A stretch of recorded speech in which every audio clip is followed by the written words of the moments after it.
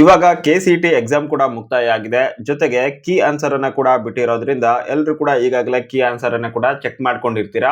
ಎಷ್ಟು ಮಾರ್ಕ್ಸ್ ಬಂದಿದೆ ಅನ್ನೋದನ್ನ ಕೂಡ ಈಗಾಗಲೇ ಅಂದಾಜು ಆದ್ರೂ ನೀವು ಕ್ಯಾಲ್ಕುಲೇಟ್ ಮಾಡೇ ಇರ್ತೀರಾ. ಸೊ ಹೀಗಾಗಿ ನೀವಾಗ ಎಲ್ರಿಗೂ ಕೂಡ ಇರುವಂತಹ ಟೆನ್ಷನ್ KCET ಯ ರ್ಯಾಂಕ್ ಎಷ್ಟು ಬರುತ್ತೆ ನಮ್ಮ ಮಾರ್ಕ್ಸ್‌ಗೆ ತಕ್ಕ ಹಾಗೆ ಅಥವಾ ಪರ್ಸೆಂಟೇಜ್‌ಗೆ ತಕ್ಕ ಹಾಗೆ ಅನ್ನೋದು. ಇದ್ರ ಬಗ್ಗೆನೇ ಸಂಪೂರ್ಣವಾದ ಮಾಹಿತಿ ಈ ವಿಡಿಯೋದಲ್ಲಿ ನಿಮ್ಗೆ ಸಿಗುತ್ತೆ. ಹೀಗಾಗಿನೇ ವಿಡಿಯೋನ ಮಿಸ್ ಮಾಡ್ಕೊಳ್ಳದೆ ಪೂರ್ತಿಯಾಗಿ ನೋಡಿ. ಹಾಗೇನೇ ಇದೇ ರೀತಿ ಹೆಚ್ಚಿನ ಯೂಸ್ಫುಲ್ ಇನ್ಫಾರ್ಮೇಶನ್‌ಗೋಸ್ಕರ ಈ ಚಾನೆಲ್ ಅನ್ನ ಈಗಲೇ ಸಬ್ಸ್ಕ್ರೈಬ್ ಮಾಡಿ ಇಟ್ಕೊಂಡಿರಿ. ಸೊ ಇವಾಗ ನೇರವಾಗಿ ವಿಷಯಕ್ಕೆ ಬರೋಣ. ಸೊ KCET ಎಕ್ಸಾಮ್ ಅನ್ನ ಬರ್ದಿರೋರು ಎರಡು ಕಾಂಬಿನೇಷನ್ ಅಲ್ಲಿ ಎಕ್ಸಾಮ್ ಅನ್ನ ಬರ್ದಿರಬಹುದು, PCB ಮತ್ತು PCM. ಸೊ ಇದರಲ್ಲಿ ಇವಾಗ ಪರ್ಸೆಂಟೇಜ್ ಅನ್ನ ಮೊದಲು ನೀವು ತಗೊಳ್ಬೇಕಾಗಿರತ್ತೆ. ಅದ್ ಹೇಗೆ ಅಂತ ಹೇಳಿದ್ರೆ ನಿಮ್ಮ KCET ಎಕ್ಸಾಮ್ ಮತ್ತೆ ಇವಾಗ ಮೇನ್ ಎಕ್ಸಾಮ್ ಏನ್ ನಡೆದಿರುತ್ತೆ ಅವೆರಡರ ಒಂದು ಕಾಂಬಿನೇಷನ್ ನ ರ್ಯಾಂಕ್ ಅನ್ನ ತೆಗಿಬೇಕು. ಫಾರ್ ಎಕ್ಸಾಂಪಲ್ ಇವಾಗ ಫಿಸಿಕ್ಸ್ 100 ಮಾರ್ಕ್ಸ್ ಇದೆ, ಕೆಮಿಸ್ಟ್ರಿ 100 ಮಾರ್ಕ್ಸ್ ಇದೆ, ಮ್ಯಾಥ್ಸ್ 100 ಮಾರ್ಕ್ಸ್ ಇದೆ. ಸೊ ಇವಾಗ ಫಿಸಿಕ್ಸ್ ಗೆ 70 ಬಂದಿದೆ, ಕೆಮಿಸ್ಟ್ರಿಗೆ ಒಂದು 60 ಬಂದಿದೆ ಅಂತ ತಿಳ್ಕೊಳ್ಳಿ. ಹಾಗೇನೆ ಮ್ಯಾಥ್ಸ್ ಗೆ ಒಂದು 60 ಬಂದಿದೆ. ಸೊ ಇವಾಗ ಪರ್ಸೆಂಟೇಜ್ ತೆಗಿಬೇಕು. ಈ ಮೂರನ್ನ ಕೂಡ ಕೂಡಿಸಿದ್ರೆ 120 ಆಗುತ್ತೆ. ಇಲ್ಲಿ ಪ್ಲಸ್ 70 ಅಂತ ಹೇಳಿದ್ರೆ 190 ಆಯ್ತು. ಸೊ 300ಕ್ಕೆ ನೀವು 190 ಅನ್ನ ತಗೊಂಡಿದ್ದೀರಾ ಅಂತ ತಿಳ್ಕೊಳ್ಳಿ. ಸೊ ಅವಾಗ ಪರ್ಸೆಂಟೇಜ್ ಎಷ್ಟಾಗುತ್ತೆ? ಸೊ ಅದನ್ನ ಮೊದಲು ಕ್ಯಾಲ್ಕುಲೇಟ್ ಮಾಡೋದಾದ್ರೆ 190 ಡಿವೈಡೆಡ್ ಬೈ 300 ಇಂಟು 100. ಸೊ 63% ಆಗುತ್ತೆ ಇಲ್ಲಿ. ಈ ಮೂರಕ್ಕೆ ಸೇರಿ 63.33% ಆಗುತ್ತೆ. ಹಾಗೇನೆ KCET 60 ಮಾರ್ಕ್ಸ್ ನ ಎಕ್ಸಾಮ್ ಇರುತ್ತಲ್ವಾ. ಸೊ ಇದು ಹಾಗೇನೆ ಕೆಮಿಸ್ಟ್ರಿ ಅಂದ್ರೆ ಫಿಸಿಕ್ಸ್ 60 ಮಾರ್ಕ್ಸ್ ಇರುತ್ತೆ, 60 ಮಾರ್ಕ್ಸ್ ಇರುತ್ತೆ, ಕೆಮಿಸ್ಟ್ರಿ 60, ಹಾಗೇನೆ ಮ್ಯಾಥ್ಸ್ 60. ಸೊ ಈ ರೀತಿಯಾಗಿ ಅಟೆಂಡ್ ಮಾಡಿದಿರಾ ಅಂತ ಹೇಳಿದ್ರೆ ಇಲ್ಲಿ ಟೋಟಲ್ ಆಗಿ 180 ಮಾರ್ಕ್ಸ್ ನ ಎಕ್ಸಾಮ್ ಆಯ್ತು. ಇದರಲ್ಲಿ ಫಾರ್ ಎಕ್ಸಾಂಪಲ್ ನೀವು ಒಂದು 40 ತಗೊಂಡಿದ್ದೀರಾ, ಇದ್ರಲ್ಲಿ ಒಂದು 40, ಹಾಗೇನೆ ಇದ್ರಲ್ಲಿ ಒಂದು 30 ಅಂತ ಕನ್ಸಿಡರ್ ಮಾಡಿ. ಸೊ ಅವಾಗ 110 ಆಗುತ್ತೆ 180ಕ್ಕೆ. ಸೊ ಇವಾಗ ಇಲ್ಲಿ ಪರ್ಸೆಂಟೇಜ್ ಎಷ್ಟು ಅಂತ ಹೇಳಿದ್ರೆ 110 ಡಿವೈಡೆಡ್ ಬೈ 180 ಇಂಟು 100. ಸೊ ಇಲ್ಲಿ 61% ಆಗಿದೆ. ಇಲ್ಲಿ 61.11, ಇಲ್ಲಿ 63.13, 63.33. ಸೊ ಇವೆರಡನ್ನ ಕೂಡಿಸಿ ಸೊ 63.33 ಪ್ಲಸ್ 61.11. ಸೊ ಎಷ್ಟಾಗತ್ತೆ? ಅದು 124 ಆಗತ್ತೆ ಡಿವೈಡೆಡ್ ಬೈ 2. ಇಷ್ಟು ಮಾಡಿದ್ರೆ 62 ನಿಮ್ಮ ಪರ್ಸೆಂಟೇಜ್ ಆಗಿರುತ್ತೆ. 62.22 ನಿಮ್ಮ ಪರ್ಸೆಂಟೇಜ್ ಆಗಿರುತ್ತೆ. ಯಾವ್ದಕ್ಕಂತ ಹೇಳಿದ್ರೆ ನಿಮ್ಮ KCET ರ್ಯಾಂಕಿಂಗ್ ಅನ್ನ ಡಿಸೈಡ್ ಮಾಡೋದ್ರಲ್ಲಿ. ಸೊ ಈ ಒಂದು ಪರ್ಸೆಂಟೇಜ್ ಅನ್ನ ನೀವು ನೆನ್ಪಿಟ್ಕೊಂಡಿರ್ಬೇಕು. ಸೊ ಈ ರೀತಿಯಾಗಿ ಈ ಒಂದು ಪರ್ಸೆಂಟೇಜ್ ಅನ್ನ ನೀವು ಎಲ್ಲರೂ ಕೂಡ ತೆಗಿಬೇಕಾಗಿರುತ್ತೆ. ಮೊದಲನೇದಾಗಿ ಈ ಪರ್ಸೆಂಟೇಜ್ ಅನ್ನ ತೆಗೆದಾದ ನಂತರ ಇವಾಗ ನಿಮ್ಮ ರ್ಯಾಂಕ್ ಅನ್ನ ಚೆಕ್ ಮಾಡ್ತಾ ಹೋಗೋಣ.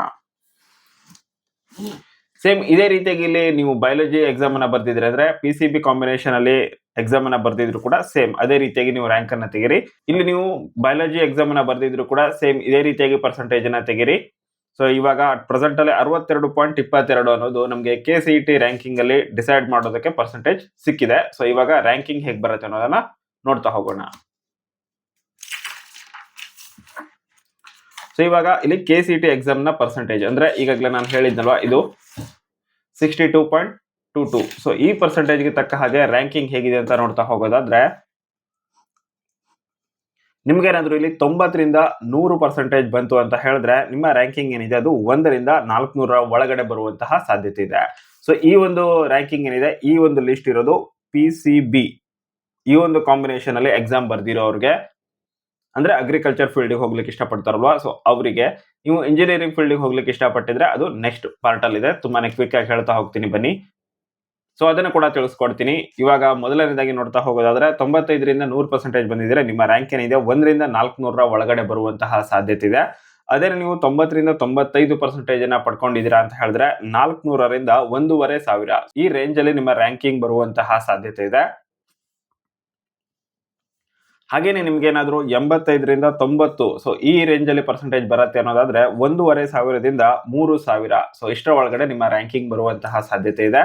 ಅದೇ ರೀತಿಯಾಗಿ 80ರಿಂದ 85 ಅನ್ನೋದಾದ್ರೆ 3,000ದಿಂದ 5,000 ಸೊ ಇಷ್ಟು ರ್ಯಾಂಕಿಂಗ್ ಬರುವಂತಹ ಸಾಧ್ಯತೆ ಇರುತ್ತೆ. 75ರಿಂದ 80 ಅನ್ನೋದಾದ್ರೆ 5,000ದಿಂದ 8,000 ಒಳಗಡೆ ನಿಮ್ಮ ರ್ಯಾಂಕಿಂಗ್ ಬರುವಂತಹ ಸಾಧ್ಯತೆ ಇದೆ. 70ರಿಂದ 75 ಅನ್ನೋದಾದ್ರೆ 8,000ದಿಂದ 11,000 ಈ ರೇಂಜ್ ಅಲ್ಲಿ ನಿಮ್ಮ ಒಂದು ರ್ಯಾಂಕಿಂಗ್ ಬರುವಂತಹ ಸಾಧ್ಯತೆ ಇದೆ. ಇನ್ನು ಈ ಒಂದು ಸೆಕ್ಷನ್ ಏನಿದೆ 60ರಿಂದ 70 ಸೊ ಈ ಒಂದು ಸೆಕ್ಷನ್ ಅಲ್ಲಿ ತುಂಬಾ ವಿದ್ಯಾರ್ಥಿಗಳು ಇರ್ತಾರೆ. ಸೊ ಹೀಗಾಗಿನೇ ಇಲ್ಲಿ 11,000ದಿಂದ ಶುರು ಮಾಡಿ 25,000 ಒಳಗಡೆ ಬರುತ್ತೆ. 65ರಿಂದ 70% ಇದ್ರೆ 11,000ದಿಂದ 17,000 ಒಳಗಡೆ ಬರುವಂತಹ ಸಾಧ್ಯತೆ ಇದೆ. ಹಾಗೆ 60ರಿಂದ 65% ಏನಾದ್ರು ಇದೆ ಅನ್ನೋದಾದ್ರೆ 17,000ದಿಂದ 25,000 ಒಳಗಡೆ ಬರುವಂತಹ ಸಾಧ್ಯತೆ ಇರುತ್ತೆ. ಇನ್ನು 55ರಿಂದ 60 ಇದ್ರೆ 25,000ದಿಂದ 35,000 ರ್ಯಾಂಕಿಂಗ್ ಬರೋ ಸಾಧ್ಯತೆ ಇರುತ್ತೆ. ಹಾಗೆ 50ರಿಂದ 55 ಅನ್ನೋದಾದ್ರೆ 35ರಿಂದ 45,000 ಒಳಗಡೆ ರ್ಯಾಂಕಿಂಗ್ ಬರುವಂತಹ ಸಾಧ್ಯತೆ ಇದೆ. ಇನ್ನು 50ಕ್ಕಿಂತ ಕಡಿಮೆ ಅನ್ನೋದಾದ್ರೆ 45,000ಕ್ಕಿಂತ ಜಾಸ್ತಿ ರ್ಯಾಂಕಿಂಗ್ ಬರುವಂತಹ ಸಾಧ್ಯತೆ ಇರುತ್ತೆ.